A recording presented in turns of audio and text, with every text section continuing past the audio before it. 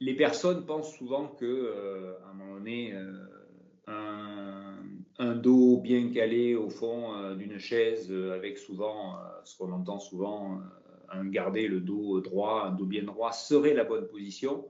En fait, l'idée, c'est d'aller chercher des mouvements au niveau de la colonne vertébrale. C'est-à-dire que ces 24 cubes empilés les uns sur les autres, ces 24 cubes mobiles empilés les uns sur les autres, l'idée, c'est d'entretenir cette mobilité tout au cours de la journée. Donc la personne, il serait intéressant qu'elle trouve quelques séries d'exercices à faire pour mobiliser cette colonne vertébrale. D'accord, c'est-à-dire amener la colonne comme si elle cherchait à dessiner un C, par exemple, avec la colonne, et on peut imaginer un C qui regarderait soit en direction du bureau, par exemple, donc devant, ou alors on peut imaginer ce C qui regarderait derrière en direction du dossier de la chaise. Voilà, donc ça Ce que c'est vous pour dites, mobiliser.